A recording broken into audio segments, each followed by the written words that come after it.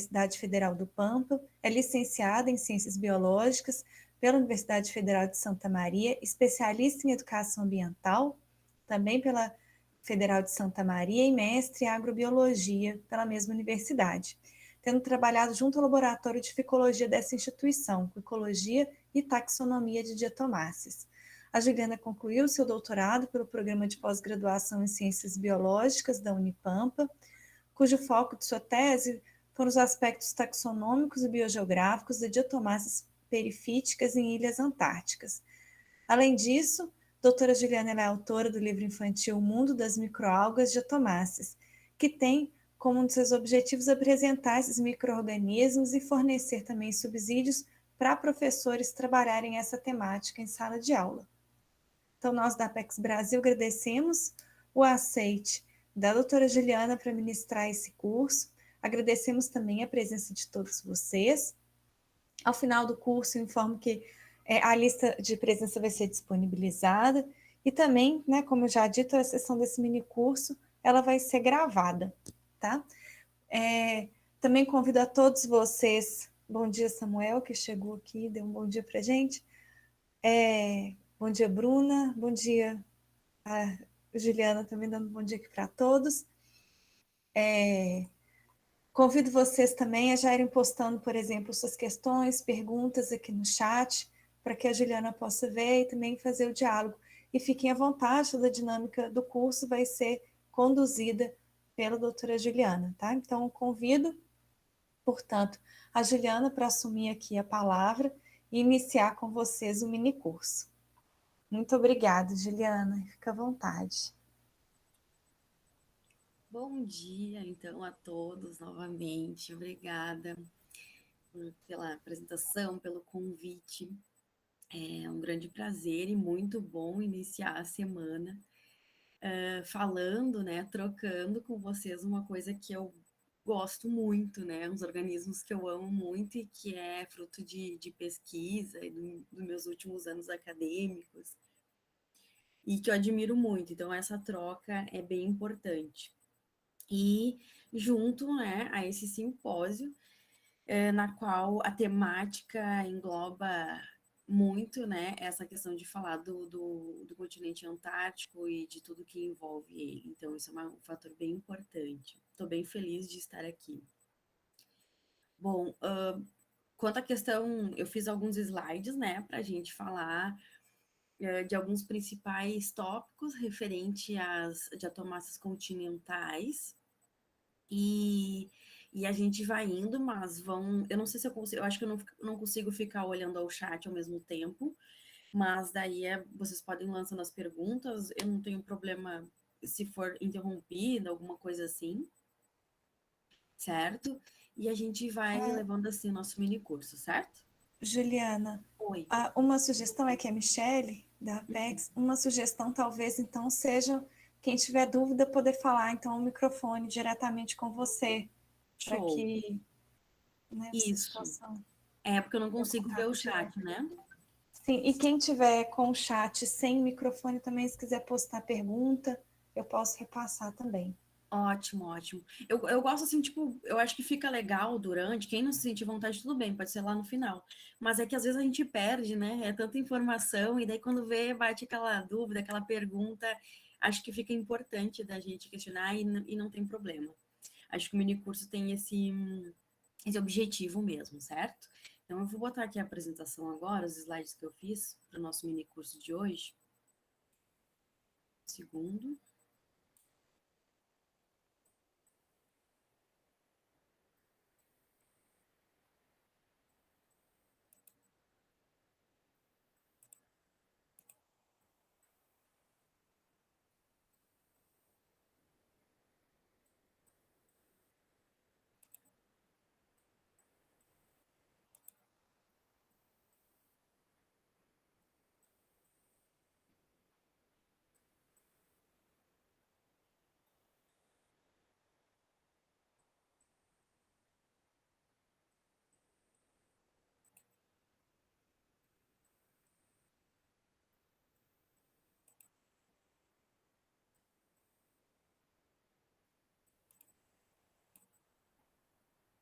Vocês estão vendo a apresentação? Alguém pode me confirmar? Estamos sim, Juliana. Ótimo.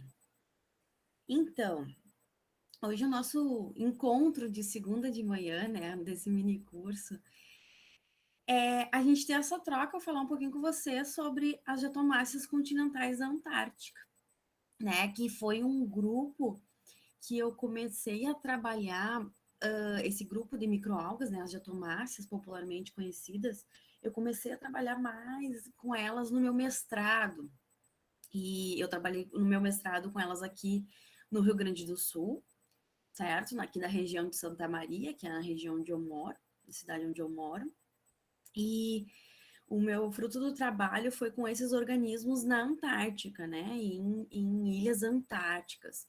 Em especial, né, o foco, assim, foi ali na Ilha Rei Jorge, né? Que é onde encontra-se a nossa estação Comandante Ferraz, a nossa casa na Antártica, né?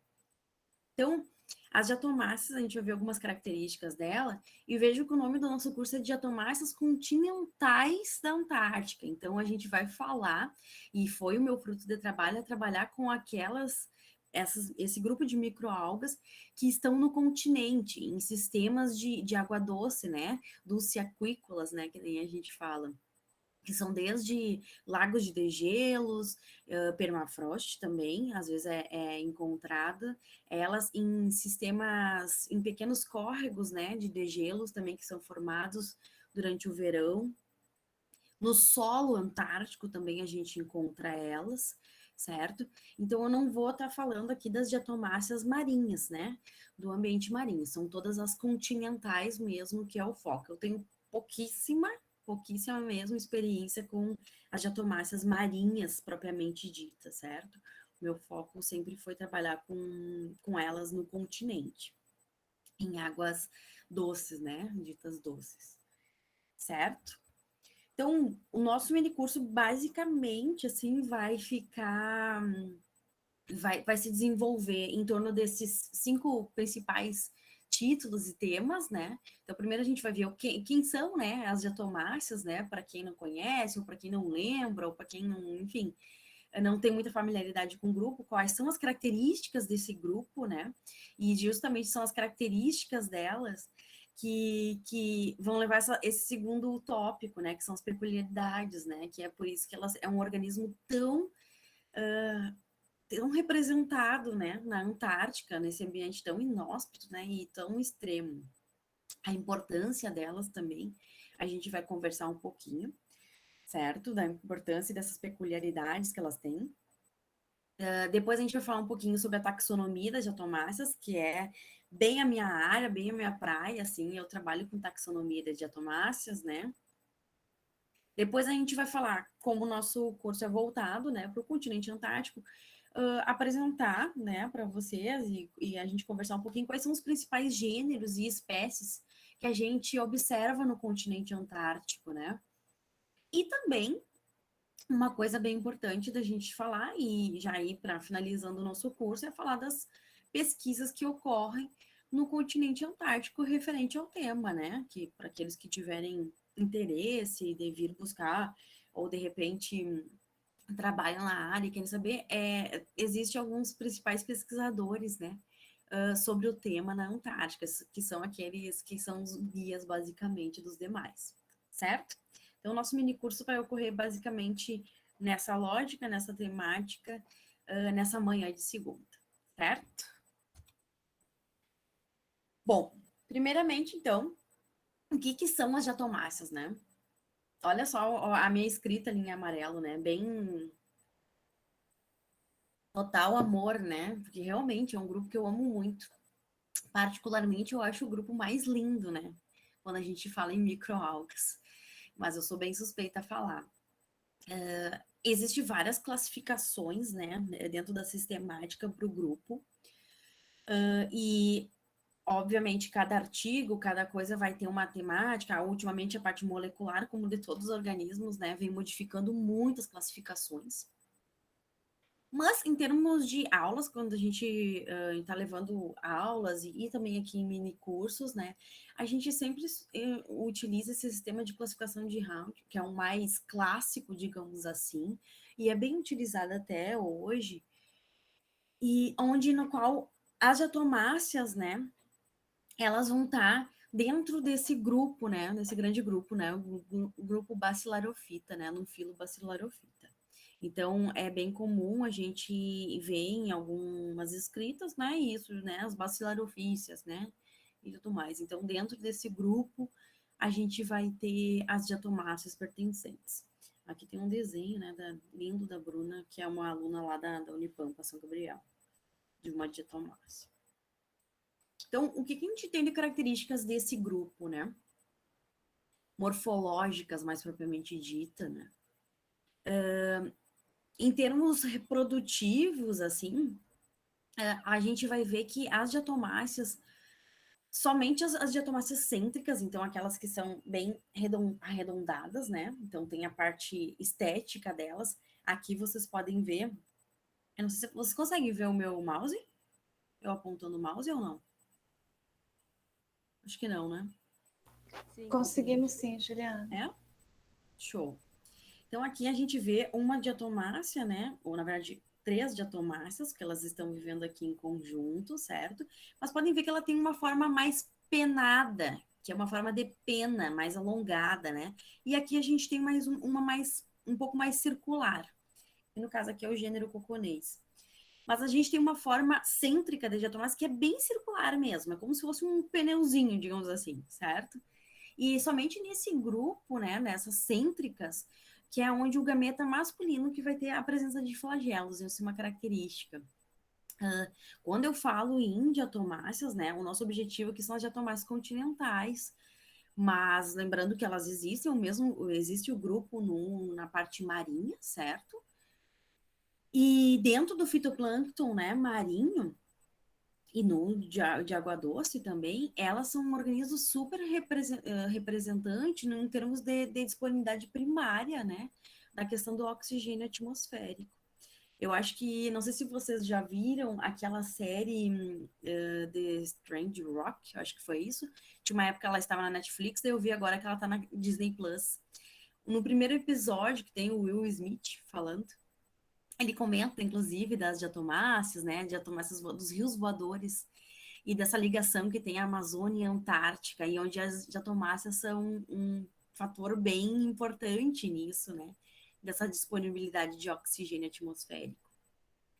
Então é bem interessante aquele de ver até a dinâmica, né? E o quanto nós somos ligados à Antártica e, no caso, esses organismos que a gente está vendo hoje no curso são bem importantes nisso. Outra característica importantíssima do grupo é isso aqui, ó. Olha só, os plastos, que tem essa cor dourada, né? Marrom dourado, chamado muitas vezes. Esse plastídeos, né? Nada mais tem que os pigmentos fotossintetizantes, né? Desse organismo, né? Que são a clorofila A e C. E também ele possui fucoxantina, certo? Como pigmentos fotossintetizantes. As diatomáceas também têm algumas substâncias de reserva, entre elas os lipídios, né? E a crisolaminarina, né? Que é um polissacarídeo que vai ser solúvel em água. Os lipídios, eu acho que eu não botei mais adiante quando eu falo de peculiaridades, então eu vou aproveitar e falar agora. Os lipídios, na indústria biotecnológica e de produção de biocombustíveis, vocês vão ver que é bem presente, certo? Eles estão fazendo vários testes e tem alguns gêneros, como o Nitka, que é um gênero que é considerado bastante eficiente na produção de lipídios, desse óleo, para a produção de biodiesel. Então, é um grupo que vem sendo bem explorado também com esse fim. Diatomácea, gente, isso é uma coisa bem importante, não tem esse nome popular à toa, né? É justamente porque ela tem o corpinho dela, né? O seu formato dividido em dois. Ou seja, aqui uma foto bem sintética tentando mostrar isso, né? A parte celular dela é dividida em duas partes. Uma parte de cima que se encaixa com a de baixo. Sabe aquelas saboneteiras, né, que a gente tem, que a gente coloca para viajar, né? Então, aquela parte de cima se encaixa na de baixo. A de cima a gente chama de epivalva e a de baixo, hipovalva. Vem de epiderme mesmo, né? A parte mais externa é a epivalva. Então, a epivalva, junto com a hipovalva, formam essa frústula, que é essa carapaça que envolve a diatomar, essa característica única desse grupo, né? Que nenhum outro grupo de microalgas vocês vão encontrar. Até porque essa frústula, ela tem o quê? Sílica, né? Ela é possuidora desse composto de sílica. Então, aqui, ó, nessa parte externa, né? Isso aqui é essa frústula silicada, com sílica, que vai dar, eu acho, eu gosto bastante de fazer essa analogia para nos dar um conhecimento para aqueles que nunca viram, né? Ou que não tem muita familiaridade com o grupo. Imagina como se fosse uma conchinha, né? Aquelas conchinhas que a gente que vê na praia de organismos, né? Ela tem uma estrutura um pouquinho mais rígida, né? Porque ela é calcificada e tudo mais. Então, as diatomáceas é isso, né? A parede celular dela é impregnada por essa sílica. E é justamente essa frústula que é bem importante, que para nós taxonomistas, né, é o ponto primordial, né, é da ornamentação dessa frústula que a gente vai diferenciar os diferentes gêneros, diferentes espécies, diferentes grupos. Então, ela é um fator bem importante dentro do grupo e bem determinante. Então, aqui só mais a fundo, né? Então, temos a epivalva, que é a parte mais externa, a hipovalva, que é a parte de baixo, mas entre essas duas que as une, é como se a gente tivesse uma pequena cintinha que unisse essa epivalva com a hipovalva. A gente tem uma cintinha aqui no entorno, que são essas bandas intercalares, certo? Isso vai ter sempre, Ju, em todas as diatomáceas, todas as espécies, todos os gêneros.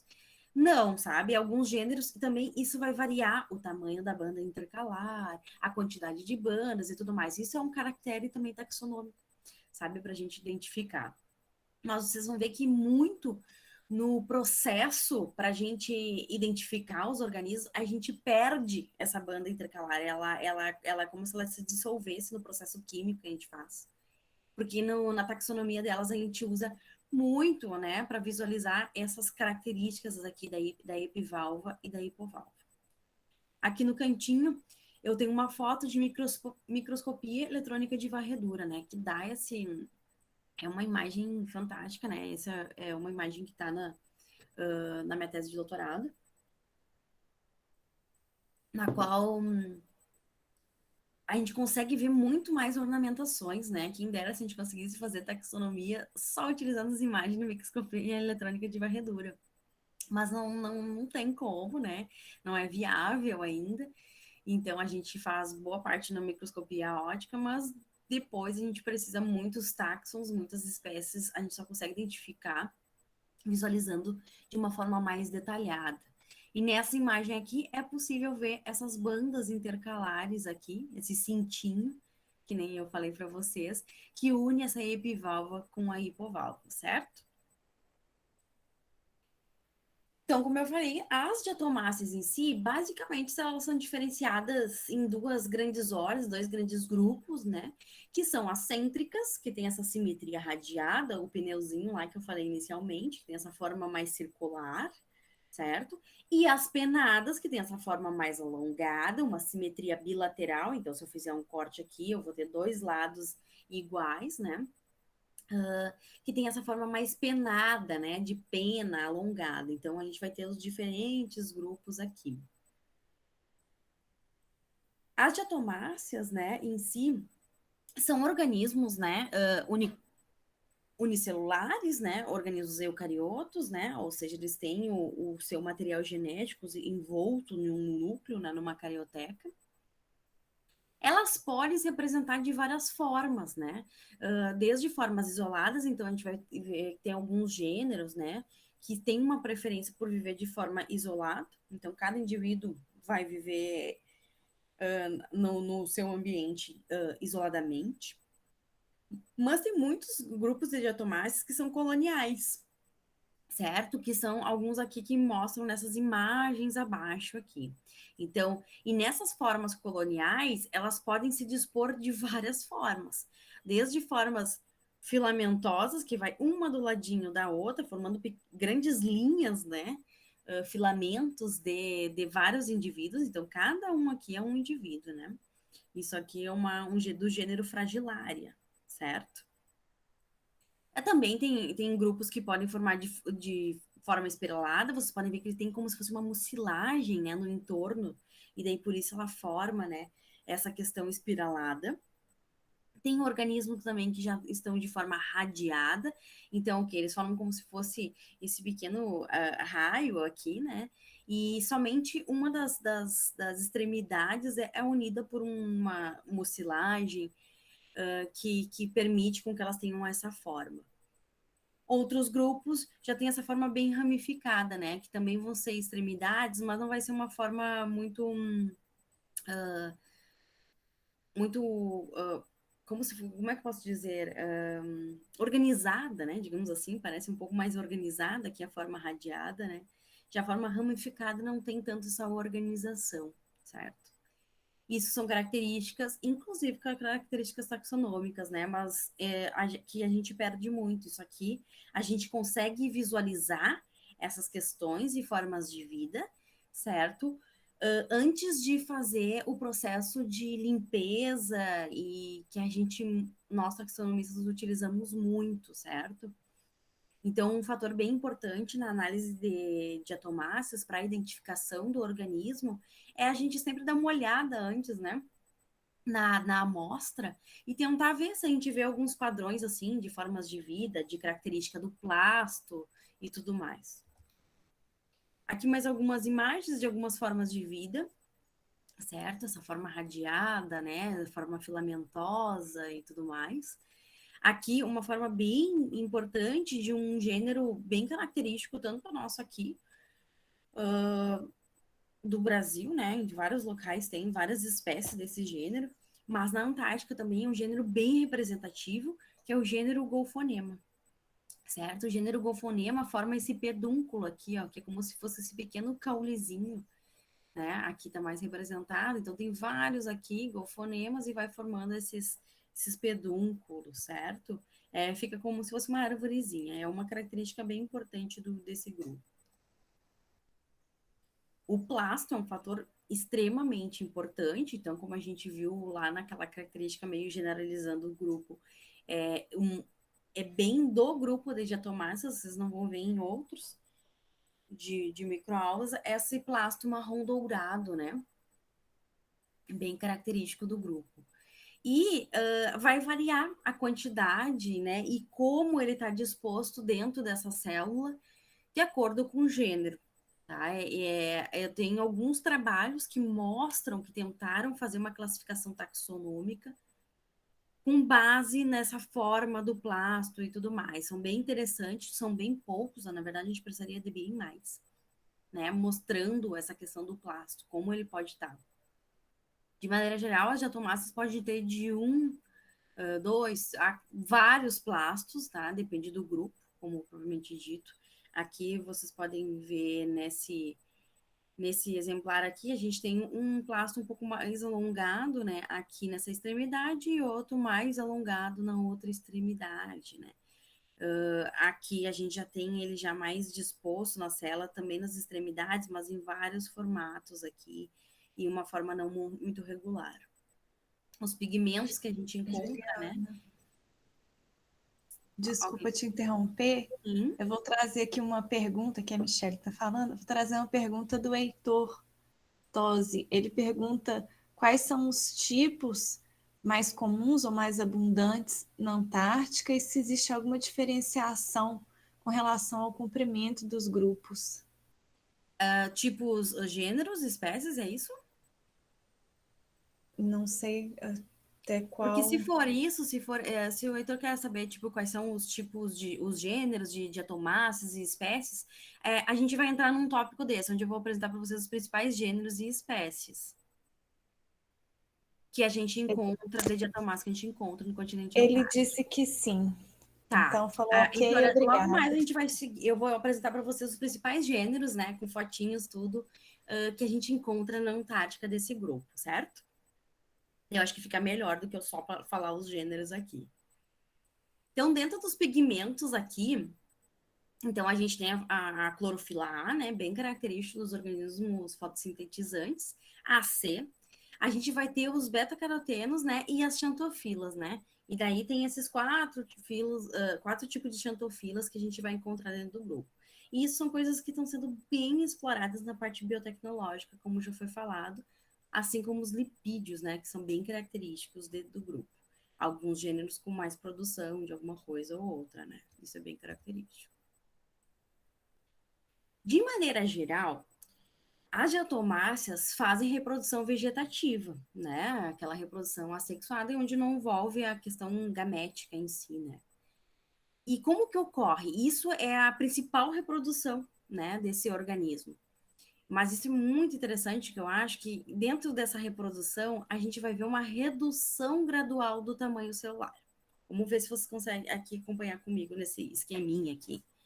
Então, aqui, ó, por exemplo, em D, representando como se fosse uma diatomácea, certo? Vejam aqui uma epivalva e uma hipovalva.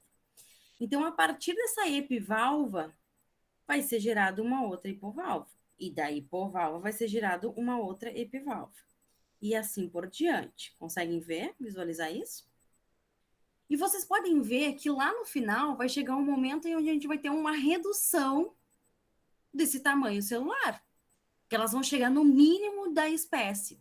Então, a partir desse mínimo da espécie, que daí elas vão fazer uma reprodução sexuada, que é para voltar a esse tamanho máximo da espécie aqui, porque caso contrário, elas desapareceriam, certo?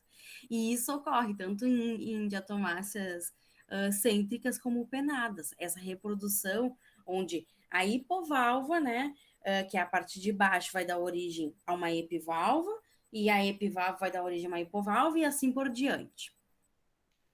Aqui, uma outra imagem um pouco mais representativa, também tentando mostrar essa questão, né, de como vai reduzindo o tamanho. Então, veja aqui, ó, chegou talvez no mínimo, no 4, aqui chegou no mínimo da espécie. Então, a partir daqui, poxa, ela tem que voltar a esse tamanho aqui. Então, ela vai fazer uma reprodução sexuada para voltar a esse máximo da espécie. Aqui uma imagem mais representativa, então, desse mínimo da espécie. E isso é um caráter taxonômico também. Aqui são algumas imagens da minha tese também, onde aqui tem uma pinulária subantártica, a variedade elongata, né? Onde vocês podem ver, aqui foi dentro da comunidade em que eu analisei numa ilha, certo? Foi essa variedade que eu tive da comunidade. O máximo que eu achei dessa pinulária nesse local de amostragem, que eu não lembro exatamente qual foi, qual ilha foi, deve ter sido a Ilha Rei Jorge, suponho. O máximo teve esse tamanho e o mínimo foi esse tamanho aqui. Então, aqui dá para a gente ver que vai ter uma redução, né? A mesma coisa com a lutícula, né? Que também foi observado. O máximo que eu encontrei foi esse tamanho. E o mínimo já foi esse aqui. A escalinha aqui é 10 micrômeros, né? Que a gente usa para... Normalmente é essa escala que é utilizada para diatomáceas, até como ter como base que a gente utilizou. Então, a gente vai ter uma redução gradual no processo reprodutivo, né, das diatomáceas. Mas, como eu falei, quando ela chega no mínimo da espécie, ela precisa se recompor, né? E nisso, ela vai fazer uma reprodução sexuada. De maneira geral, com aquelas características, e aqui bem aqueles termos bem biológicos mesmo, né? As diatomáceas cêntricas, que são aquelas que são arredondadas, elas vão ser orgâmicas, então, ou seja, a gente vai ter a presença de um gameta feminino maior, né? Bem semelhante bem semelhante aos nossos gametas, né? Então, vai ter aquele gameta feminino maior, né? E também vai ter o gameta masculino, já vai ser com flagelo, né? Ele vai ser móvel. Foi uma característica que a gente viu lá no início, né? Nas cêntricas, a gente vai ver isso na reprodução sexuada. E daí vai ter a mesma coisa, né? Vai chegar naquele mínimo de espécie e delas vão começar a produzir gametas, né? que em contato com o ambiente, esses dois gametas vão fecundar, vai ter a formação de um novo indivíduo 2N, e daí segue novamente todo o processo. E as penadas, daí a gente vai ter já essa parte de gametas, né, isogâmicos, né, que eles são bem semelhantes entre si. E são bem semelhantes e eles não são possuidores de flagelos, né? Então, essa questão da mobilidade deles, das penadas, já fica um pouco mais reduzida. Certo? Então, só para situá-los um pouquinho, mas de maneira geral, essa reprodução assexuada vegetativa anteriormente vista das diatomáceas é muito presente no grupo, né? Bem característico do grupo. E em termos antárticos, né? Só situando, né? No inverno, né? Que a gente tem uma questão de congelamento muito maior dos sistemas, né? Aquáticos. Elas vão se manter um pouco inertes, né? Esse processo reprodutivo vão se manter mais lentos ou até inexistentes. Já quando a gente consegue entrar no verão antártico, onde a gente vai ter já um aumento de temperatura, um degelo, né? E com o degelo vai ter mais disponibilidade de nutrientes também para elas completarem seu ciclo, certo? Aí então a gente vai ter uma maior quantidade desses aspectos reprodutivos ocorrendo. Uma questão lá, maior disponibilidade de nutrientes, maior condições do hábitat, elas vão se reproduzir mais, né, mais rapidamente, é o foco ali, reprodutor, digamos, desses organismos. As diatomáceas, então, elas vão ter tanto em ambientes marinhos, como já foi falado, né, mas que não é o foco do nosso curso. Elas vão estar também em ambientes, aqueles que têm uma água salobra, certo? Os mixolinos ali e tudo mais também. E o foco do nosso curso, né, que são os dulcícolas, né, mais corretamente hoje em dia é chamado de dulciaquícolas. O hábito delas, então, pode ser esses três tipos que a gente pode encontrá-las, né, no ambiente. E em termos de hábitat, então, elas podem ser organismos planctônicos, né, bentônicos e perifíticos, né? Perifítico sempre foi o tipo de hábito que eu mais trabalhei, assim, que são aquelas que vivem já aderidas a algum substrato, certo? Então, a gente tem diferentes denominações para os diferentes substratos que elas estão aderidas. Por exemplo, a gente chama de epifítica aquelas, né, que estão aderidas a uma vegetação, uma macrófita aquática, por exemplo.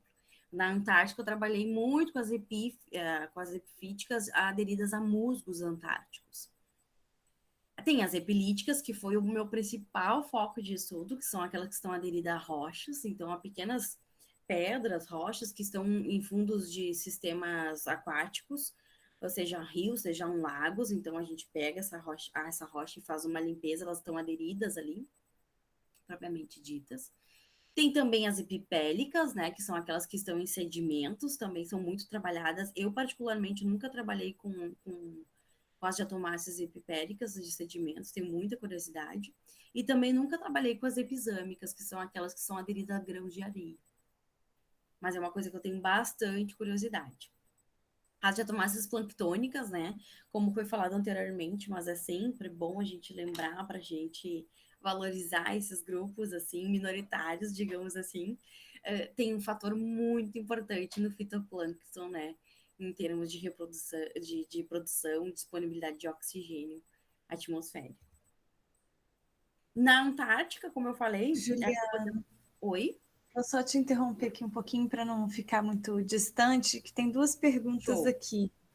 Uma da Mariana Nunes, ela pergunta qual a vantagem de uma reprodução assexuada, havendo essa redução de tamanho, e depois de outra sexuada, ao invés de uma reprodução sexuada direto.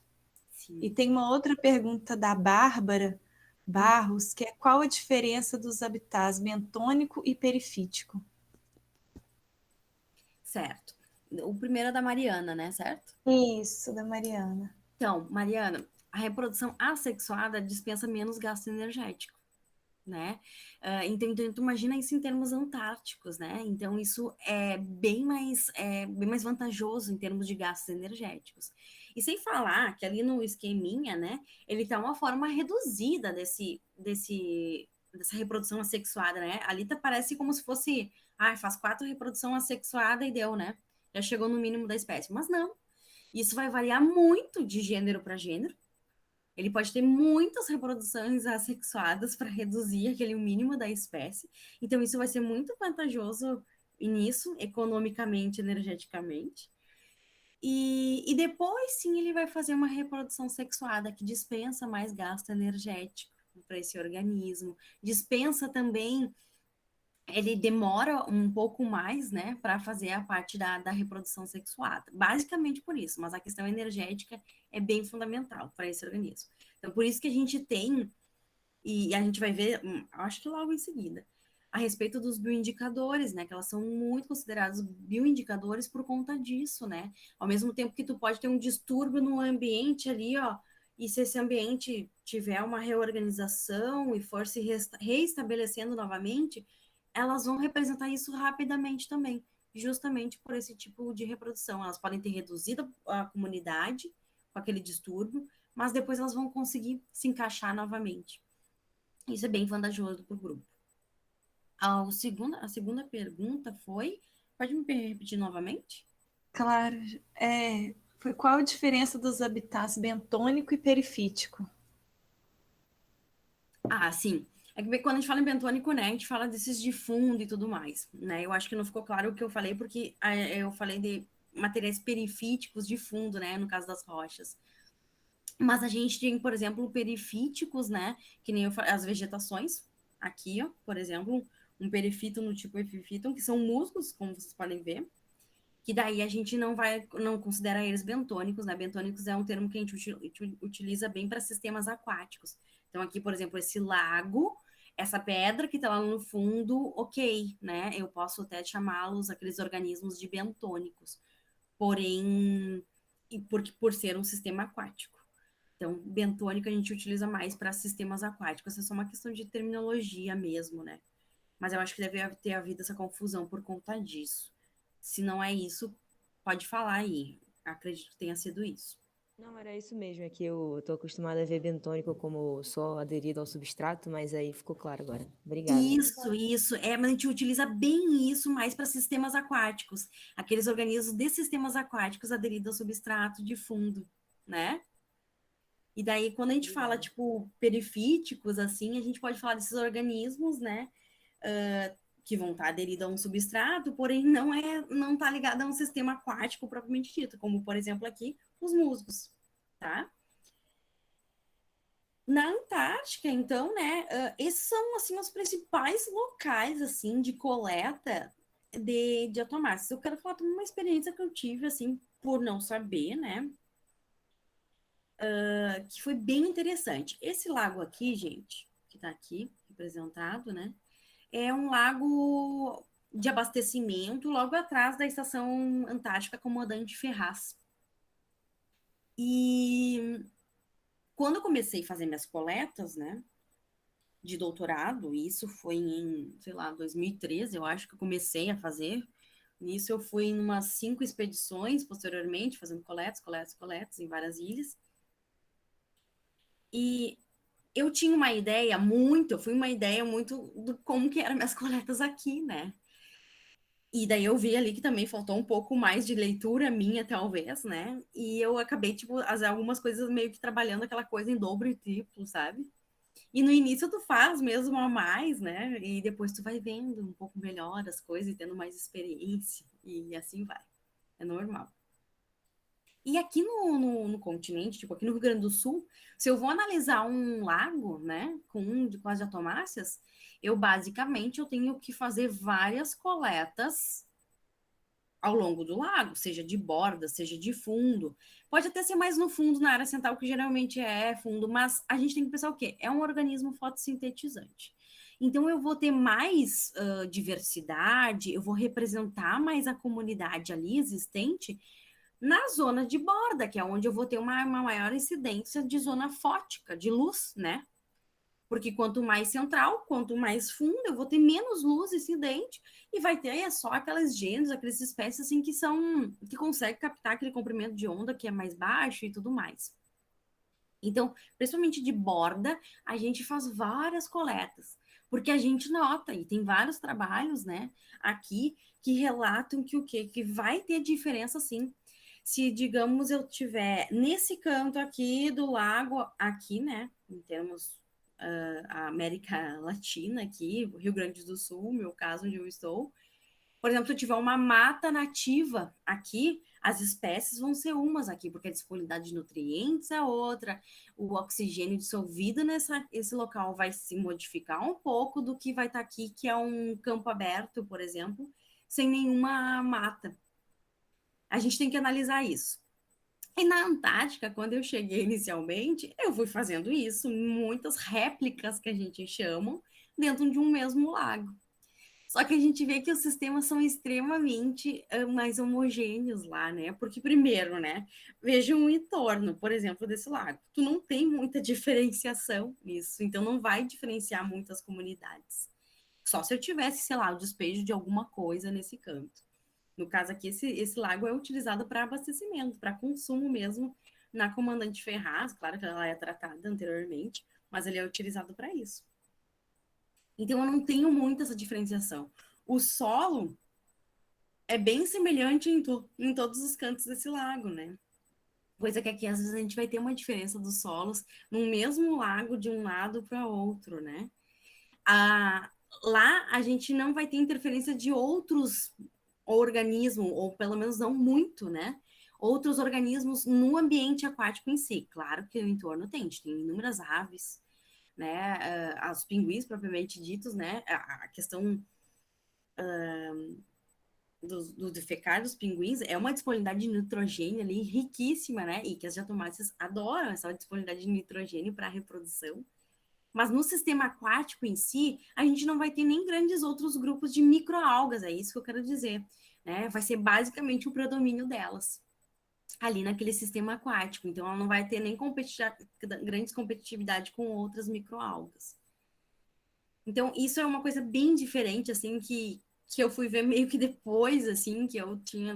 mas foi legal que eu pude notar com meus próprios resultados, sabe? Tem essa homogeneidade. Uma coisa bem importante que na Antártica, nos sistemas lênticos, que são sistemas lagos, né? Então, lênticos, que não tem vazão, não tem córrego, não tem velocidade, por isso lêntico, ocorre a inversão térmica, que aqui nos lagos aqui não tem. Aqui, se a gente entrar no lago, vocês talvez já tenham entrado, vocês conseguem notar que, tipo, quando a gente entra num lago, parece que a parte mais do fundo, lá no nosso pé, tá mais geladinha do que na superfície, certo? Na Antártica é o inverso. A gente tem a parte mais quente lá embaixo e a parte mais friazinha é a parte de cima. Eu acho que justamente isso porque forma como se fosse essa camada de gelo, né? Então é como se fosse uma barreira térmica também, mesmo princípio aquele dos iglus, né? É uma barreira térmica ali de troca, né, com o ambiente. Nos últimos anos de coleta, um fator bem pessoal, assim, mas só porque como a gente está aqui nessa troca, nesse curso, esse lago aqui foi um lago, os lagos de abastecimento da Comandante Ferraz foi um lago que eu monitorei todo esse tempo, certo? Sempre houve coletas lá. Mas nos últimos anos estava cada vez mais difícil de fazer coletas. Essa camada de gelo superficial estava cada vez mais densa. E isso que a temperatura atmosférica, né, estava cada vez maior, né? Eu acho que vocês viram, foi falado, né, durante o simpósio, né, que, por exemplo, nesses últimos verões, né, chegou a temperaturas recordes, assim, mais alta. Então, isso é uma coisa que a gente visualizou bem visual mesmo, assim, sabe? E de coleta de campo ali, de uma análise geral do que está rolando no entorno. Isso, sabe? Um aumento dessa espessura do gelo aqui, que houve no último ano a gente não conseguiu quebrá-lo, né? Para a gente fazer a coleta das microalgas que estavam no fundo, as perifíticas, porque estava muito denso mesmo. Era quase uma pista de patinação, assim, sabe? E nos sistemas lóticos, né, que são aqueles sistemas mais tipo riachos, né, onde a gente tem um córrego, onde a gente tem uma vazão. Claro que na Antártica esses córregos são mais sutis, né, são mais tranquilinhos, mas ainda assim a gente chama de sistemas porque eles vão ter uma vazão. Aqui está representando aqui no lado, né, não sei se conseguem ver direitinho, né, que são o que? Ocorreu o degelo no verão e daí forma esses pequenos córregos. E nessas pedras, né, nessas rochas que aqui estão, e nesses musgos também, a gente vai ter comunidades de diatomáceas ali aderidas, então a gente capta desses sistemas. E como eu falei, o meu principal fruto de trabalho foi o perifíton do tipo epilíton, né? Que são aqueles organismos que vivem aderidos a um substrato, e esse substrato é uma rocha. Então, basicamente, é um trabalho supersônico e inovador e biotecnológico e usando super materiais, que nem eu brinco, que é o que a gente pega pedras, né, rochas, e ó, vejam só as escovinhas, escovinhas de dente mesmo, e a gente faz uma raspagem, né, uma limpezinha dessa pedra, utilizando uma água ali já destilada, né, limpinha, que daí a gente sabe que não vai ter interferência de outros organismos. Para a Antártica, quando eu estou fazendo um trabalho novo também, essas escovas são todas novas, né? Porque sim, tu pode levar um organismo de um lugar para o outro, então tem que ter todo esse cuidado, né? E também vai atrapalhar tuas análises quando vê aparece um gênero, uma espécie característica aqui na Antártica, né? E a gente sabe que não é assim. Certo? E aqui os musgos, como antes eu havia falado, que também a gente faz uma coleta e todo o processo de oxidação, que mais adiante eu falo um pouquinho melhor.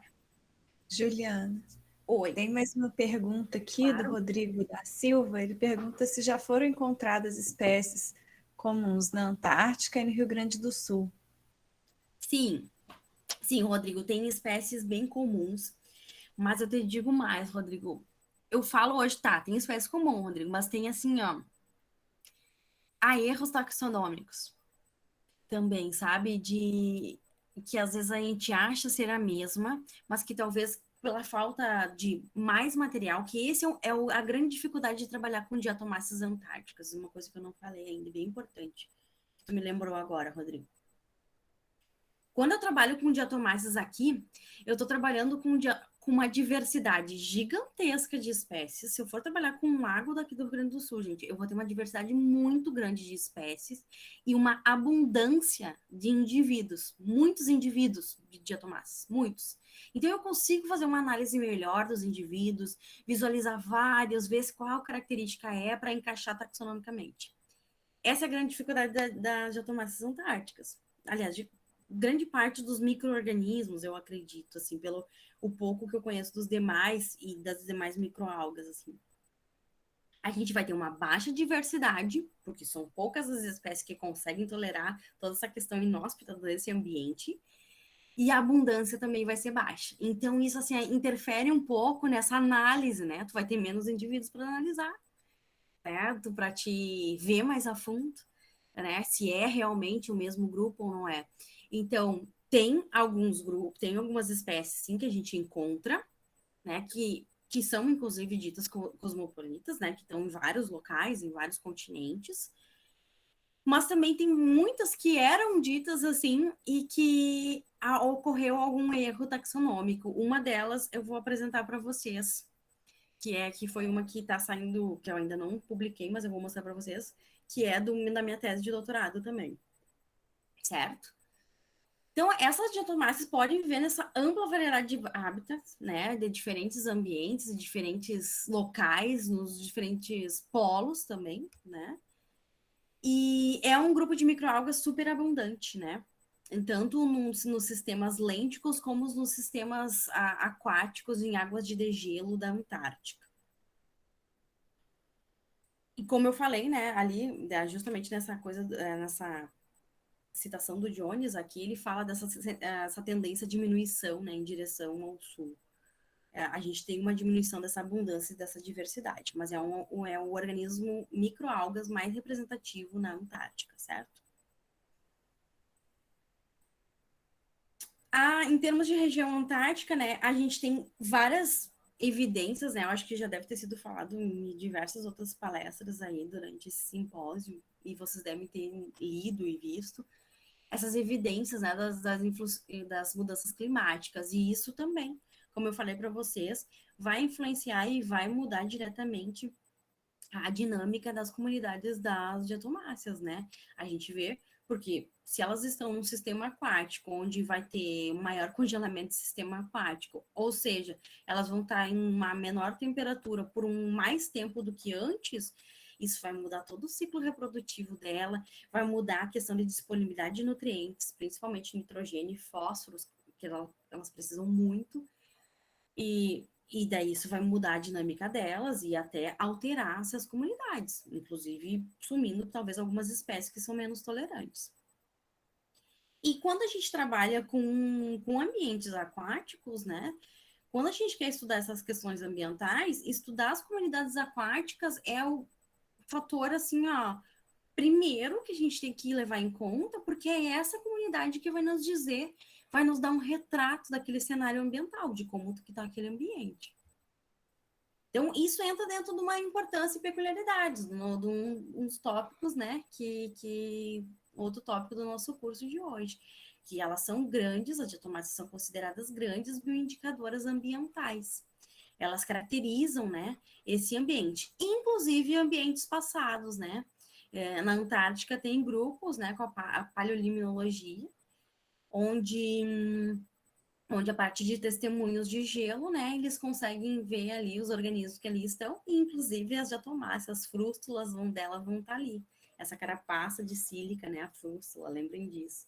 A parede celular dela vai estar ali. E vai nos dar um retrato de quais comunidades ficaram, permanecem, sumiram e tudo mais. E nos ambientes aquáticos, né, hoje, assim, se a gente for visualizá-las, elas nos dão um retrato ambiental muito interessante. A gente vai ter organismos que são mais tolerantes e menos tolerantes, e isso é bem... alguns gêneros, eu acho que depois eu tenho um slide disso.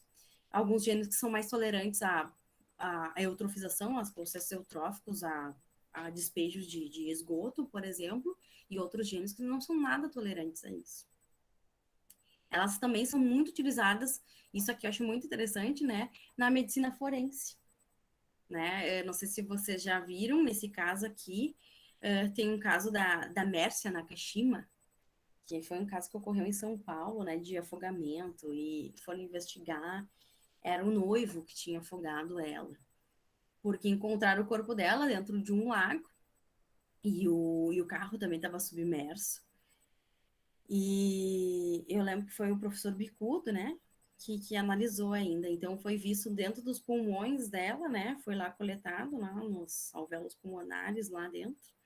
Foi coletado e visto quais comunidades de microalgas estavam ali, elas diatomáceas, e viram que eram gêneros, espécies que também, ao coletar lá uma rocha de fundo, também eram os mesmos organismos de fundo.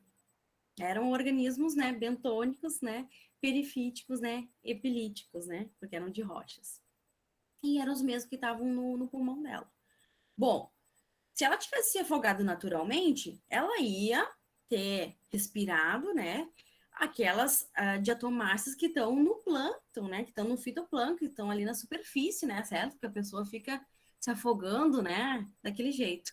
Agora, se ela respirou, se as diatomáceas que estavam no pulmão dela são as diatomáceas de fundo, quer dizer que houve uma pressão, provavelmente, na cabeça dela, né, para que ela ficasse respirando, né, aquela água lá de fundo. Então, foi das análises, né, durante esse caso, né, que foi utilizada as diatomáceas. E aqui é só um exemplo, né, mas há diversos outros. Uma coisa bem interessante, eu sempre achei bem interessante isso. E o bom das diatomáceas, né, é que ela tem essa característica, né, da frústula impregnada de sílica, que se mantém, né, aquilo ali não vai sair tão facilmente se tu não fizer um processo muito forte de retirada dessa sílica. Então, tá ali, são evidências mesmo. E também, eu acho que, se eu não me engano, o professor Bicudo analisou o sapato do noivo da menina, né, eu lembro que o nome dele, eu sempre falo isso em aula, daí eu lembro, é o Misael. E daí foi coletadas as algas que tinham de fundo no sapato, né, dele, e quer dizer que ele entrou, né, no lago, e daí estavam tudo ali, microalgas, né, ele nem visualizava. Então, a grande importância, né, aqui uma imagem, né, do perifíton, né, então veja aqui uma rocha, né, do perifíton, mas aqui representando só as diatomáceas. Mas eu só botei essa imagem aqui para destacar para vocês o seguinte, quando eu falo perifíton, eu não falo só de diatomácea, certo? As diatomáceas são simplesmente os principais organismos representantes do perifíton. Mas dentro do perifito a gente vai ter bactérias, que são bem representativas também, fungos e outras microalgas. Mas aqui nessa ilustração do round e o foco do nosso mini curso, né, são as diatomáceas em si, que vão ser aquelas que podem ser as livres, lembra? Aquelas que estão de forma individual, que não formam colônias, e aquelas que são formadoras de colônias, né? Aqui representando um golfonema e o pedúnculozinho. Olha aquelas outras também coloniais de forma mais radiada e assim por diante.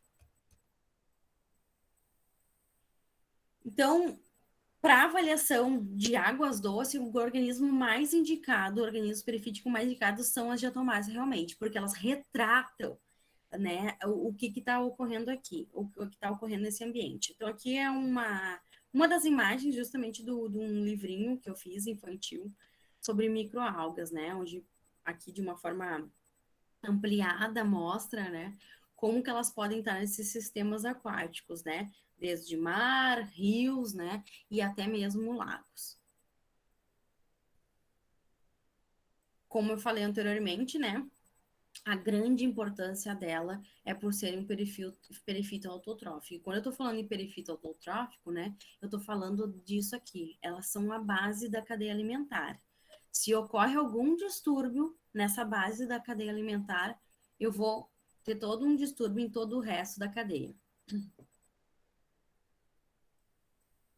Então, elas são um componente básico, né, de todo esse processo ecológico que ocorre em todos os sistemas aquáticos, seja marinho, seja de água doce.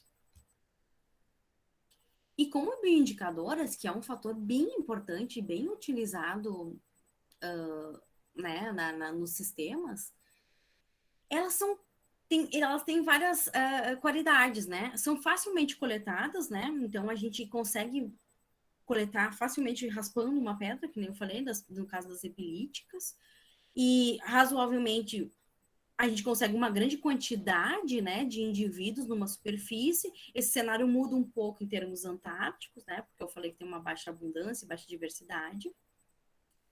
A gente consegue fazer lâminas permanentes das diatomáceas, né, que são aquelas lâminas que vão ficar para sempre.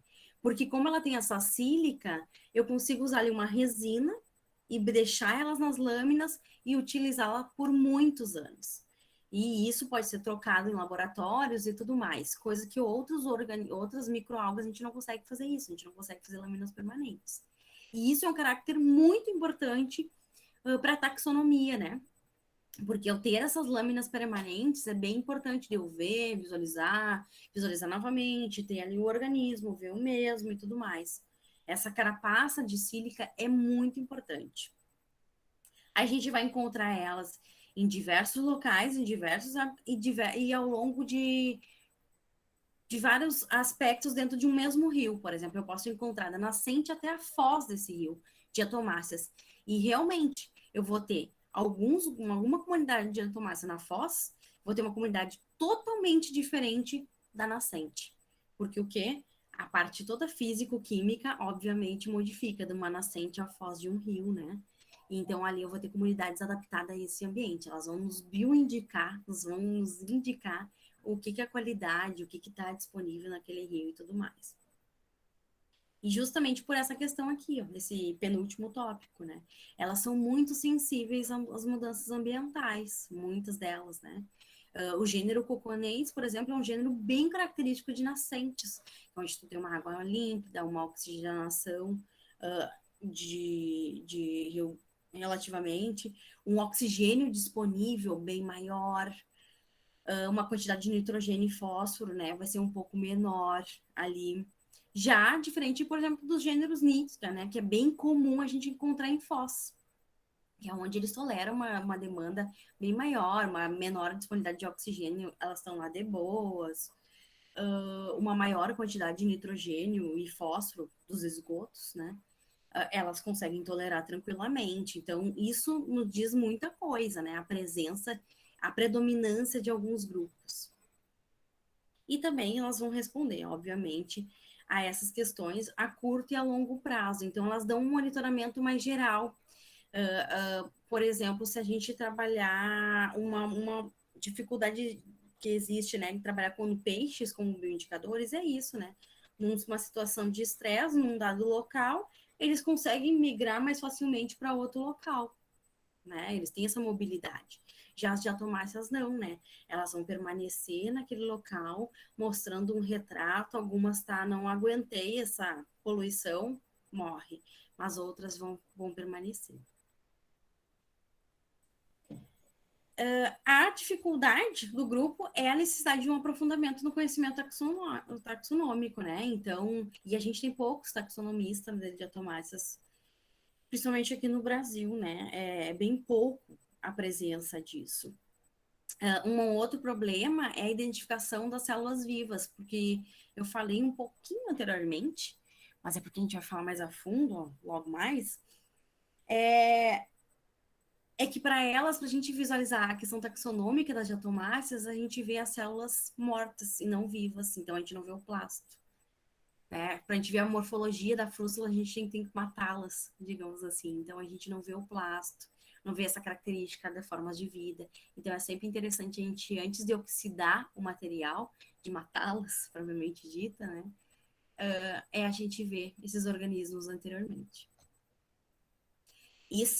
Essa questão das diatomáceas, elas são consideradas bioindicadoras na Europa, né? Eu fiz meu estágio sanduíche durante o doutorado em Luxemburgo, no LIST, que é o Instituto de Ciência e Tecnologia de Luxemburgo, onde lá a gente tem grandes taxonomistas, né? E tive a oportunidade de trabalhar com eles, e uma das coisas aqui é uma imagem de um dia onde eles estavam dando cursos, então tem profissionais, né, que públicos, né, do governo, né, que eles monitoram a qualidade dos rios, dos lagos, lá na Europa, nos países, com base utilizando as diatomáceas como indicadoras. Então, ela está na constituição, né, deles, assim, uma resolução que são bioindicadoras. E aqui os caras vão constantemente fazer cursos, né, de aprimoramento e tudo mais, e deles levam amostras de novas espécies, novos gêneros que estão observando, e basicamente são esses profissionais assim que fazem as grandes coletas lá dos taxonomistas, né, porque eles percorrem muitos mais locais, e trazem sempre muitas espécies novas, né, sem querer, né, eles vão ali só para investigar. No Brasil, elas não têm isso em resolução, né? As diatomáceas não estão em resolução, não são consideradas a esse ponto bioindicadoras. O único grupo que a gente tem micro, né? E por muitos trabalhado na ficologia também, de microalgas, né? Mas aqui tem algumas pessoas que não as consideram microalgas, por isso que eu digo isso, são as cianobactérias, né? Elas sim estão na resolução do CONAMA e devem ser monitoradas, identificadas, porque a gente tem algumas espécies tóxicas, né? E já teve vários problemas sanitários quanto a isso. Então, por isso elas estão na resolução, mas as diatomáceas não, infelizmente. Em que seria um grupo bem expressivo e que retrata muito legal. Então, aqui tem alguns países, né, onde vocês podem ver que eles têm algumas resoluções, né, que é justamente alguns sistemas de classificação de diatomáceas, né, que é bem importante, os índices sapróbios, né, que eles utilizam as diatomáceas para dizer as condições ambientais dos ambientes aquáticos. E como eu falei anteriormente, aqui tem algumas representação estava vendo o horário? Das preferências ecológicas de diatomáceas, né? Algumas vão ter uma preferência ecológica para um ambiente mais aqui dito lago normal, né, com baixo nível de nutriente, com uma penetração de luz mais adequada, um nível de oxigênio dissolvido bem alto, pouco crescimento de outras microalgas. Já num lago eutrofizado, eu vou ter um outro grupo de microalgas, né? Eu vou ter aquelas que são mais tolerantes a essa alta eutrofização, que é um alto nível de nutrientes, essa baixa penetração de luz, então tem que ter uma condição completamente diferente. É trabalhado o índice de estado trófico, né, que é esse nível de eutrofização, é o quanto esse ambiente está com essa carga demasiada desses nutrientes, principalmente nitrogênio e fósforo. E as diatomáceas vão ter uma representação, sim, né? Como eu falei anteriormente, né? O gênero coconês é esse gênero aqui representado por uma espécie, certo? É um gênero heterovalvar, isso é uma coisa que eu já posso falar aqui. Ou seja, isso aqui é o mesmo indivíduo, gente. Só que a hipovalva é de um jeito e a epivalva é de outro jeito. Então a gente também precisa saber disso quando como taxonomistas. E isso é um grande desafio, porque às vezes elas estão desgrudadas uma da outra, e daí como é que tu vai saber que ela é o encaixe daquela e não é a do outro indivíduo, enfim. Isso é um fator taxonômico bem importante. Então, esse é um gênero que está bem presente nesse índice de eutrofia bem baixo, ou seja, naqueles locais onde não tem quase eutrofização, ambientes nascentes. Já, por exemplo, Encionema é um gênero que é encontrado já ali, ó, num índice meio termo, onde tu já começa a ter um aporte maior de nutrientes, mas não como um ambiente super eutrófico ou hipereutropizado, que são aqueles que têm uma quantidade muito grande de despejos de nutrientes, que são, por exemplo, o gênero Nitschke, né, que é um gênero bem tolerante a esse tipo de ambiente. Para avaliação de qualquer água de ambiente aquático, a gente usa o caráter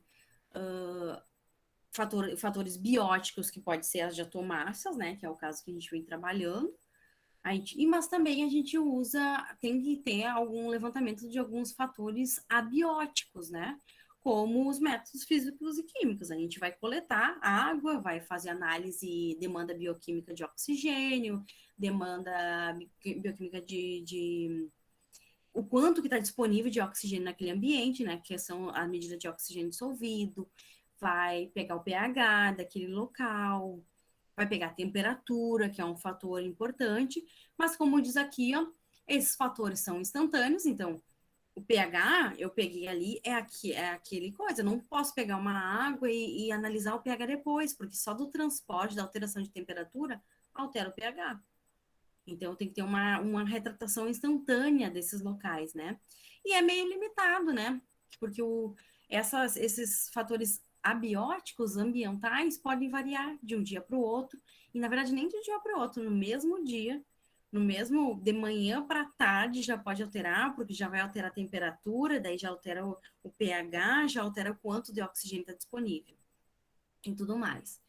Na Antártica, a gente fez análise usando aquelas sondas multiparâmetros, né? Que é uma sonda mesmo, no qual a gente coleta a água, né? Numa vasilha, num copo, seja o que for. E essa sonda a gente insere ali e ela vai te dar vários parâmetros. O quanto de nitrogênio tem, o quanto de fósforo tem, o pH, a temperatura que tá e tudo mais. Então, é um facilitador, e até em termos antártico, porque fazer coleta na Antártica não é um processo muito fácil, certo? Porque tem toda a questão climática, assim, porque a gente fica muitos dias para conseguir ir a campo e fazer toda essa coleta, poucos, relativamente poucos, condição climática bem extrema. Em termos de taxonomia de diatomáceas, vou passar aqui algumas coisinhas para vocês, o seguinte: eu, como taxonomista, o que eu basicamente olho? Eu tenho que olhar essa estrutura dessa frústula dela, dessa carapaça de sílica, né? Ver comprimento, ver largura, ver como é que tá essas estrias aqui, como é que elas são e tudo mais. Aqui, não sei se vocês estão vendo, aqui é uma imagem que eu peguei do microscópio. Vocês estão vendo diatomáceas aqui. Não sei se vocês estão vendo ou não, mas vocês acham que tem poucas ou muitas? Será? Fiquem pensando, será? Para quem não conseguiu visualizar, eu vou sinalizar aqui agora com umas flechinhas aonde tem diatomácea aqui. Todas as flechinhas estão sinalizando para alguma diatomácea e ainda falta flechinha. Então, esse processo que eu estou vendo, isso é uma lâmina permanente de diatomáceas. Óbvio que aí, né, está em 20 vezes, então está bem distante. Para mim identificar como taxonomista, eu tenho que aproximar e ver os maiores detalhes. Mas vejam que essa tem uma quantidade razoável de indivíduos aí para me analisar, certo? Então, para eu ver diatomáceas, para ver taxonomia, é eu ver esse jeitão dessa frústula. A gente vê, basicamente, como taxonomista em microscopia óptica, que tem essa resolução aqui. Veja uma diferença quando a gente olha em microscopia eletrônica, que é um processo que a gente faz geralmente lá no final, para tirar dúvidas e tudo mais. Por ser um processo ainda caro, aqui no laboratório de ficologia, a gente não tem acesso direto à microscopia eletrônica de varredura, né? A gente sempre tem que investir mesmo, tipo, pagar para outros laboratórios para que a gente possa usar a microscopia eletrônica. Então, antes de fazer a análise na microscopia, a gente tem todo um processo da confecção das lâminas permanentes, que é o quê? Após a coleta em campo, né? A gente vai em um laboratório e deixa essas amostras com... Eu uso muito o peróxido e o ácido sulfúrico, né? Aquelas estão em peróxido, nesse banho-maria, e elas ficam ali em torno de uma semana ou mais, depende da amostra. Não tem um protocolo assim rígido a ser seguido, porque depende muito da amostra, do local de coleta. Então, inicialmente, que eu tenho uma amostra assim super com materiais orgânicos ali e outros minerais, né? Posteriormente, eu desejo ter isso, de uma amostra bem límpida, né? Onde aqui, basicamente, o que eu vou ter são muitas frústulas, muitas carapaças e tudo mais.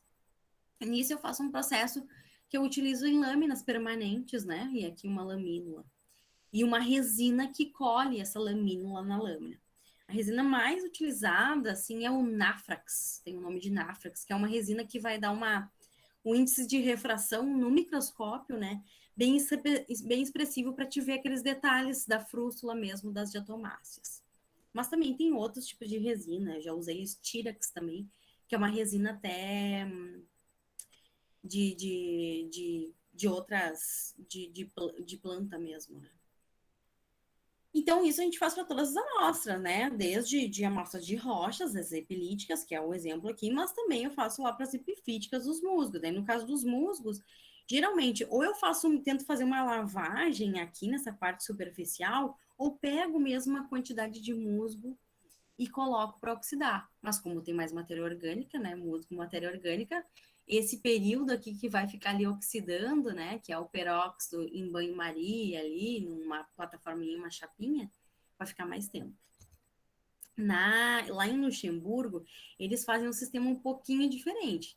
Também é a amostra, peróxido, só que eles não usam em banho-maria, né? Eles usam essa areiazinha quente, né? Eu brincava assim que as amostras estavam na praia, né? E daí tu fica ali na plataforma quente, ali as amostras, né? Mas é o mesmo princípio, né? É de aquecer o peróxido e fazer com que o peróxido haja ali, destruindo, né, toda essa matéria orgânica e deixando só a frústula mais limpa possível.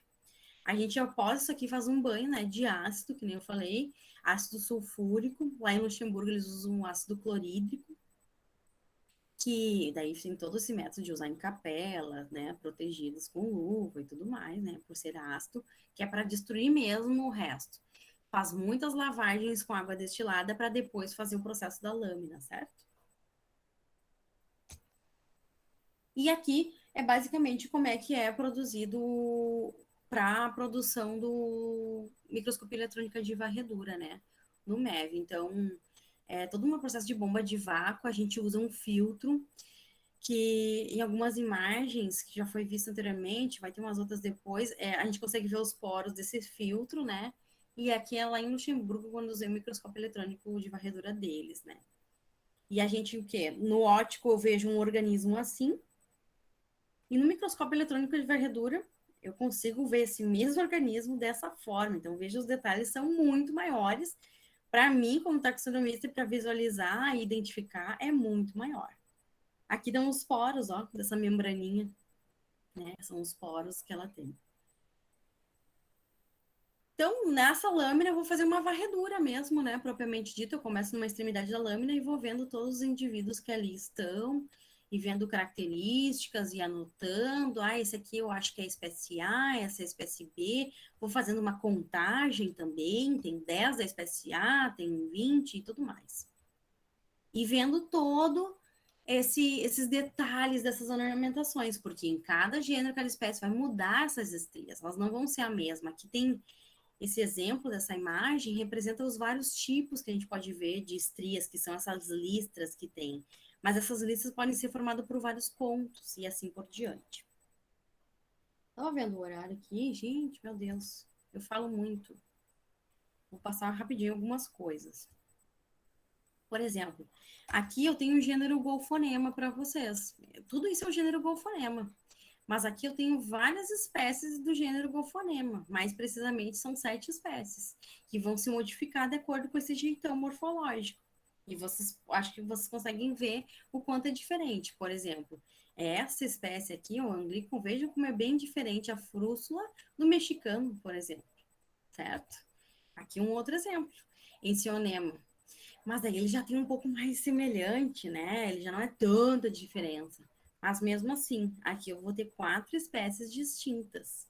Então vejam aqui, o exuberans tem essas estrias são bem mais marcadas, né? E mais distantes, diferente desse Splashmani, que ele é menorzinho. Veja que ele não tem nem essa parte externa menor aqui, né? Um bico como se fosse.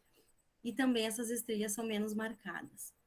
É isso, um taxonomista basicamente vai ver o jeitão morfológico, né? Que não é fácil, e vai tentar diferenciar os grupos. O contorno, né, da forma da valvar, isso é uma coisa bem predominante no grupo, que é uma coisa que a gente visualiza bastante. Eu vou passar algumas coisas aqui, acho bem importante falar outras, já que o nosso tempo... Tá? É porque aqui eu estava passando mais detalhada a questão taxonômica mais precisamente, certo?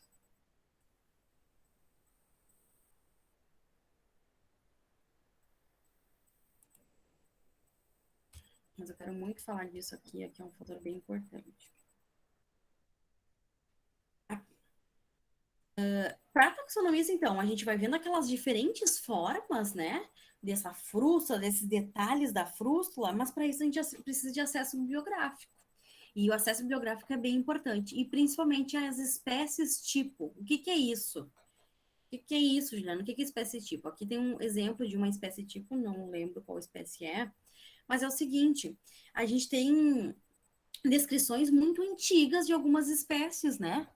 E que precisam ser armazenadas, como a gente foi falado, e o legal das diatomáceas é isso, que elas possibilitam esse armazenamento. E espécie tipo é aquela assim, ó, por exemplo, eu tenho no meu doutorado descrição de 3 novas espécies para a Antártica, né? Então eu tenho as espécies tipo, que são aquelas assim, ó, todo mundo que for novamente replicar esses nomes, né? Que eu dei para elas, vão ter que sempre olhar a minha espécie tipo. O ideal seria isso. Mas a gente sabe que nem sempre as pessoas vão tendo acesso às espécies tipo. Às vezes tu vai olhando o trabalho dos outros. E daí, se o outro fez algum erro, esse erro vai se perpetuando. Que foi alguma coisa que eu comentei antes, referente a alguma pergunta. Ah, eu acho que se tinha as mesmas espécies, né? Aqui no Rio Grande do Sul e na Antártica. É isso. Às vezes tem, mas às vezes há esse erro que simplesmente é perpetuado. E um deles é desse exemplar que eu vou trazer para vocês. Essa ilha é a Ilha Deception na Antártica, é uma ilha vulcânica, né? E que, inclusive, está em atividade ainda. Nessa ilha aqui, como vocês podem ver aqui, a gente apresenta alguns lagos, e lá eu visualizei esse organismo aqui, tá? Que na literatura, quando eu fui ver, se chamava Braxira minor. Analisando ela em microscopia varredura, eu vi que ela era assim, tirei várias fotos, olha aqui a banda intercalar, né, aqui as bandas intercalares, a hipovalva, a epivalva, tudo mais. Tá, ok. Só que daí eu fiquei me questionando por que que ela era desse gênero Braxira, que eu como taxonomista, né, eu vejo que ela se encaixaria mais com o gênero Humidófila. Então, a nossa ideia, junto com o professor lá de Luxemburgo, era fazer um artigo trocando ela do gênero Braxira para o gênero Humidófilo. Aqui alguns outros exemplares, que era o que a gente usou no artigo, né, para justificar por que ela era mais parecida com Humidófilo do que Braxira. Que Braxira é isso aqui, ó, gente. tá? Esse é o gênero Brachyzira. Esse é o gênero Umidófila, que a gente acha muito mais parecido com esse gênero, tá? Não é a mesma espécie, mas é o mesmo, a gente acha mais parecido com esse gênero. As bandas são mais semelhantes. Essa característica interna de ter essa linha aqui, ó, é muito característica. Eu dei Umidófila, coisa que Brachyzira não tem. Então, a nossa ideia era trocar, né, de gênero. Só que nisso, fazer uma nova combinação, né, que é o que a gente fala quando vai fazer essa troca. Só que nisso, daí eu fui ver a espécie tipo, que é a de origem lá, de Brachyzira minor, que foi representada nesse livro aqui, certo? E daí eu vou trazer um pouquinho a imagem um pouco mais ampla para vocês. Então, dizia aqui, ó, que essas eram as espécies tipo de Brachyzira minor. Porém, somente essa última aqui, ó, era da Antártica. As outras eram do Chile. Só essa aqui era da Antártica. E a minha amostra era Antártica. Então, só essa última aqui era da Antártica, veja. E eu achei ela muito igual à que eu tinha. Mas não achei nada igual com as outras chilenas, que diziam que era Brachyzira minor. Então, o que? A gente começou todo um processo de investigação. E acabamos vendo e tendo acesso a essa espécie tipo aqui. Veio da África, que estava lá num laboratório na África. Tivemos acesso a essa espécie tipo e então fotografamos ela. Aqui está a foto dela. Vejam que essa espécie chamada Brachyzira minor do Chile é totalmente diferente da espécie dita Brachyzira minor que era da Antártica.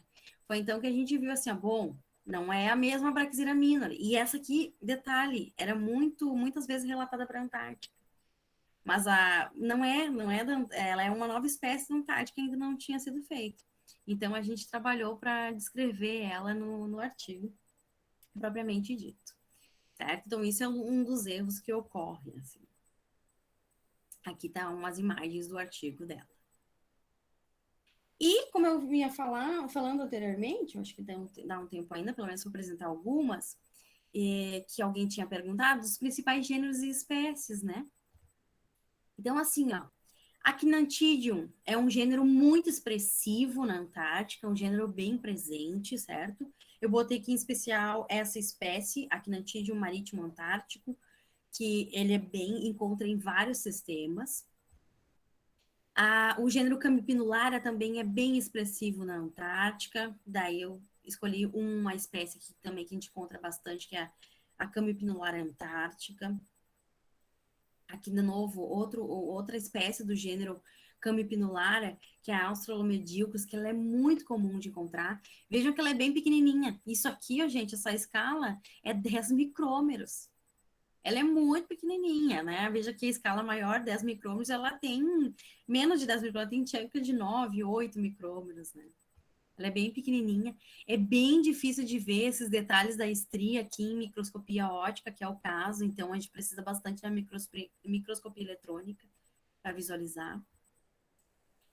A Camipinularia croquiformes é uma outra espécie bem comum na Antártica.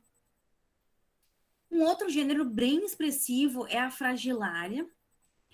Esse aqui é uma espécie, assim, ó, ela é dita ainda Fragilária parva, né? Mas veja que tem uma certa dúvida. E essa é uma espécie, por exemplo, muito encontrada aqui. Muito encontrada aqui no sul, por exemplo. Mas eu tenho dúvidas, realmente ela é a mesma, sabe? E é um gênero bem complexo de analisar, porque em microscopia óptica a gente tem esse cenário, mas em microscopia eletrônica a gente consegue ver outras coisas que não é possível ver. Principalmente como esses espinhos. Então, isso pode estar dando um erro taxonômico. Golfonema, né? O golfonema marítimo antártico, muito comum na Antártica, certo? Bem expressivo. Tanto que vocês podem ver, né? Essa quantidade de fotos é porque tem mais indivíduos. O gênero Huntskia também é muito expressivo na Antártica, bem comum de lá estar. O gênero Umidófila também muito comum, e em especial essa espécie Australochatlântica, que ela é bem comum de estar em vários sistemas de água doce, a gente visualiza. O Midophylla deceptionensis, adivinha onde ela foi encontrada, será, né? A primeira vez. Foi na Ilha Deception, né? Essa que eu falei para vocês. Então, foi nessa ilha vulcânica que ela foi encontrada a primeira vez. Guardem um pouquinho esses nomes aqui, Kopalopá, Zidarou e Van der Wijver, que são esses principais pesquisadores desse ambiente, e que eles encontraram, e é uma espécie bem expressiva na Antártica. O gênero Lutícula, de maneira geral, é bem expressivo, é um gênero bem predominante na Antártica e que tem bastante problema taxonômico ainda, sabe? É bem difícil de separar as espécies. Mostro aqui para vocês a Lutícula austroatlântica, que é uma espécie bem expressiva. O gênero Nitschia também, que a gente encontra lá, que é um gênero bem expressivo também, mas para vocês terem uma ideia, Nitschia gracilis é citada para vários lugares do Brasil, Rio Grande do Sul, mas também uma espécie bem cosmopolita, né, que a gente encontra inclusive lá. O gênero Pinularis também é bem encontrado lá. A Borealis, essa é muito típica da Antártica. Se a gente for a fazer análise de solo, né, porque as diatomáceas também são encontradas em solo, tá? Isso é um ramo novo que está sendo trabalhado, cada vez mais trabalhado na Antártica, é encontrar as diatomáceas de solo, né? Observá-las, ver esses aspectos taxonômicos. E na Antártica é bem expressivo isso. Então, essa Pinularia borealis a gente encontra muito em solo, e quando a gente arranca ali um musgo para fazer análise e vem um pouco de solo, elas aparecem muito, muito, muito. É bem expressivo. É um grupo bem característico de solo. Outra espécie aqui de Pinularia borealis, só que agora a variedade pseudolanceolata, porque como vocês podem ver, ela é um pouco mais, ela tem mais pontudinha, né? Aqui, ó. Por isso que ela é pseudolanceolata, parece uma lança.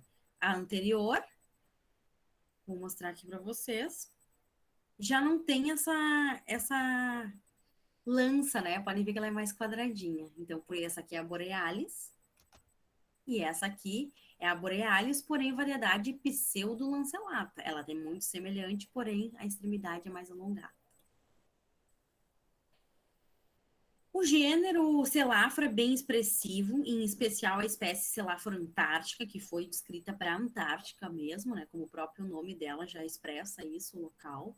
Ela é muito visualizada lá, muito visualizada nos sistemas aquáticos, bem comum de ver. Aqui alguns outros plates do meu doutorado, assim, que eu vou dar uma passada um pouco mais geral, mas é para vocês verem a variedade de formas que foram vistas em um lago aqui, né? Aqui umas fotos de microscopia eletrônica, que aqui nos enche mais o olho, né, de carinho, porque dá essa coisa mais detalhada. E aqui algumas espécies que a gente vem descrevendo, né? Então, o gênero Psamontidium é um gênero bem expressivo na Antártica, que a gente vem descrevendo essa espécie desse gênero Psamontidium. Vou indo aqui para as vias de fato, que a gente já chegou no nosso horário, né? Esse gênero, essa espécie a gente está descrevendo, então logo vocês devem ver esse artigo por aí. É um Psamontidium. E essa outra espécie que a gente também está descrevendo, né, do gênero Planotidium, um gênero muito expressivo na Antártica também. A gente encontra várias espécies desse gênero. E aqui é uma espécie desse gênero que a gente está descrevendo. Por fim, né, e um dos últimos tópicos ali é o que tem de pesquisas na Antártica, né, gente? Um grupo bem predominante, não sei se vocês repararam, que eu tive que ir meio rapidinho para dar no nosso tempo, que a maioria das espécies descritas para a Antártica são essas 3 pessoas aqui, ó, que trabalharam pra caramba na Antártica, né? A Zidarova, a Kopalova e o Bart van der Wijver. Eu consegui trabalhar com o Bart van der Wijver quando eu for para lá. Eles são os especialistas, né, em diatomáceas antárticas, né? São bem... A maioria dos trabalhos que tem envolvendo diatomáceas antárticas continentais, que é o foco, é com eles, certo? E um livro bem expressivo deles, que mostra as diferentes espécies e tudo mais, é esse aqui, é uma iconografia da diatomológica, né? O volume 24, que eles fazem só com as diatomáceas continentais da Antártica. Então, esse livro aqui é basicamente a minha bíblia, né, do taxonomista antártico. Juliana, E daí tem muitas espécies novas ali. Juliana, desculpa interromper, mas eu vou pedir para ver se a gente consegue dar uma finalizada, para aproveitar esses 5 minutinhos que a gente já está extrapolando aqui para responder algumas perguntas que tem para você no chat. Show, show. Tem um Só bocado mais de uma perguntas. coisinha aí para mim já, tá? Então aqui esses são os principais pesquisadores, certo? E por fim, para mostrar para vocês, né, e para quem tiver interesse depois pode entrar em contato comigo, a partir de toda essa experiência com diatomáceas e tudo mais, a gente fez esse livrinho, né, como foi falado, que é o mundo das microalgas diatomáceas. Que lá a gente apresenta essas características, por exemplo, do grupo, ensina como fazer lâminas permanentes, de uma forma bem divertida, assim, e tudo mais, e tem um auxílio aos professores de ensino básico, como utilizar esse grupo, que é muito comum e pode ser utilizado na educação básica, para visualizá-los, né, em aulas práticas, por exemplo. Gente, muito obrigada. Foi um prazer iniciar minha semana já com esse curso e falando da coisa que eu mais amo, por isso que eu me estendo tanto. E para mim é sempre muito difícil construir, porque, né, a gente fica empolgado. Então, agora me coloco à disposição para mais perguntas, dúvidas, algumas coisas eu sei que passei voando e tudo mais. Aqui tem alguns contatos meus que fiquem à vontade, tá? Para entrar em contato comigo, qualquer dúvida. Obrigadão. Juliana, eu quero agradecer o seu aceite à palestra, porque foi, assim, sensacional, muito bom mesmo te escutar. E o tempo para a gente também passou voando, sabe? Porque muito bacana, um tema muito bom. E a sua forma de apresentar. E, como eu comentei com você, tem várias perguntas aqui no chat, eu queria trazer algumas. Claro. A Aline, a Taíde, está agradecendo pela palestra e pergunta: você comentou que o foco do curso são as diatomáceas continentais, mas eu não sei se você poderia tirar uma dúvida sobre diatomáceas marinhas. Ela coloca que vemos nas baleias na Antártica com uma capa de diatomáceas. Por exemplo, o jubarte com as caudas com diatomáceas. Você sabe dizer o porquê dessa associação e por que isso ocorre em águas geladas? Aparentemente, quando as jubartes migram para as águas mais quentes, elas perdem as diatomáceas. Tipo, como eu te falei, provavelmente, eu não sei, não tenho nem ideia de que grupo de diatomáceas que fazem essa associação, certo? Uhum. Mas eu imagino que é justamente por uma questão que é um momento, é uma associação ali na qual elas vão ter uma coisa de mobilidade que nem eu falei, das perifíticas não tem, né? E ela tem o que? Uma disponibilidade, vão ter uma disponibilidade maior de nutrientes, né? Seja eles marinhos, né? Que elas necessitam. E pelo jeito, se tu falou que ela perde, né? Esses indivíduos, essa comunidade, ao chegar em águas quentes, é muito provável que essas espécies são realmente bem características da parte marinha fria da Antártica, né? E quando vão chegando em águas quentes, elas não conseguem tolerar. Então, é uma parte, é um trabalho bem de bioindicação aí, legal com diatomáceas marinhas que pode ocorrer, sabe? Porque elas estão nos mostrando alguma coisa. E, de repente, quando vê, tem até uma característica bem comum, né? Isso é bem legal. Bacana, Juliana. Tem uma pergunta também da Mariana Nunes. Quando iniciaram suas expedições para a Antártica? Isso foi no mestrado ou na graduação? Isso foi bem legal, gente. Tipo assim, ó, eu estava no mestrado, que foi quando eu comecei a trabalhar com diatomáceas, porém não eram antárticas. No meu mestrado eu trabalhei com diatomáceas aqui do Rio Grande do Sul. Só que foi quando eu fui convidada, né, pelo professor Antônio Batista Pereira, era coordenador do NEVA, do Núcleo de Estudos de Comunidades Vegetais, que funciona aqui na Unipampa, na Federal do Pampa, no município de São Gabriel. E lá ele coordenava, né, a equipe que trabalha em comunidades vegetais, e ele precisava de alguém que trabalhasse com as microalgas do continente. Então ele me chamou. Eu fiz o curso aquele, o TPA, o Treinamento Pré-Antártico em 2012, que é um curso preparatório antes de ir para a Antártica. Então a primeira vez que eu fui mesmo já era no verão 2013 para a Antártica. Daí eu fui 2013, 14, 15, 16, 17, e meu último ano foi 18. Em alguns anos ali, fazendo sua coleta. Então, eu comecei a coletar meu material de doutorado, né? Porque daí eu trabalhei com diatomáceas antárticas no doutorado, quando eu ainda estava no mestrado. mas é justamente foi porque, como eu falei para vocês ali durante a apresentação, é muito complexo trabalhar com qualquer material antártico, né? Quem trabalhou com a Antártica sabe disso, né? Essa coisa inóspita do local é bem complexa. Então, a gente coletando antes deu essa certa tranquilidade. Tem uma pergunta também, eu vou passar só mais uma pergunta e depois eu vou pedir para todo mundo abrir a câmera para a gente fazer uma foto aqui do curso, para a gente ficar nesse tempinho final. Se o tamanho das geotomassas permite que elas sejam transportadas por nuvem e dispersadas na precipitação. Sim, e é isso, eu sugiro, olhem aí agora nesse período, o primeiro episódio do Stranger Rock, que, como eu falei, tava na Netflix, mas agora não tá, e tá na Disney Plus. O primeiro episódio, com Will Smith, que ele fala dos rios voadores e dessa ligação Amazônia-Antártica, e as diatomáceas, tu vai ver que ela vai ser dispersa por esses rios voadores, por essas nuvens.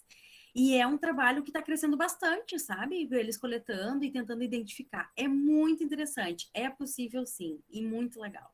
Eu fico encantada, né? Mas eu sou suspeita. Muito obrigada, Juliana. Eu vou pedir para todo mundo poder para abrir as câmeras aqui para a gente fazer uma foto do mini curso. Quero aproveitar também para dar um aviso aqui pela Apex, que a gente vai ter mais um mini curso hoje, que acontece a partir das 18 horas até 19h30, que o título do mini curso é As Mudanças Climáticas Existem e a Importância da Antártica nesse processo e como o ser humano pode interferir, que vai ser ministrado pelo Douglas Lindemann. E o link de acesso está aqui para vocês no chat. Também coloquei link de acesso para lista de presença e peço que vocês assinem a lista, que a partir dela que serão gerados os certificados. Então, também um cuidado na grafia do nome também para geração de certificado, tá? E vou pedir a todos para abrirem a câmera para a gente fazer uma fotografia, todos que puderem, claro, né? Para a gente fazer uma fotografia aqui do curso. Vou pedir para a Juliana também tirar uma foto, um print, que vai ter, algumas pessoas devem aparecer para mim, outras para ela, e a gente troca essas fotos para fazer uma montagem aqui para a Apex.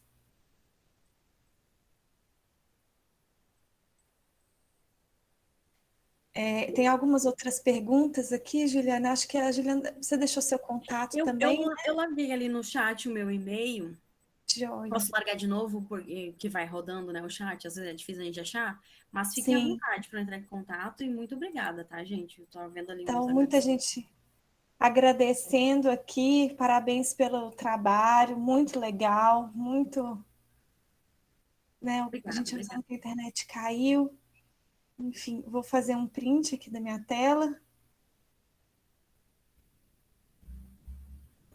Agora, vou pedir só um instantinho para tirar mais um.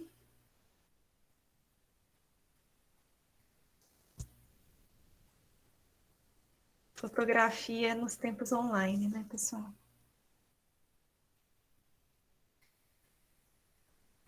Bem, quero agradecer novamente toda a disponibilidade da doutora Juliana para vir dar essa palestra, né, que foi realmente muito instrutiva e muito boa de se escutar. Agradecer em nome de toda a Apex e agradecer a todos vocês pela participação. Quero dizer também que a Apex Brasil ela se coloca à disposição de vocês, tanto dos professores, do público em geral, dos pesquisadores, nessa mediação do conhecimento. No que a gente puder, a gente está à disposição. Tá? Muito obrigada. Quero passar a palavra final para a Juliana também. Gente, muito obrigada novamente, né? Só tenho a agradecer. Obrigadão mesmo por vocês, obrigada pelas parabenização que ocorreu no chat ali e tudo mais, pelas suas palavras. Botei novamente o meu e-mail, fiquem à vontade de me mandar, ou até nas redes sociais, às vezes é mais fácil de achar, me manda mensagem que eu sempre respondo. E a gente até sanar essas outras dúvidas, né, que não deu tempo aqui. É um grupo que eu amo muito, então não é nem um karma, assim, ficar respondendo. Amo muito mesmo e estou disponível. Beijão para todos. Muito obrigada, Juliana. Vou encerrar a nossa transmissão por aqui. Obrigada, pessoal. Tchau, tchau.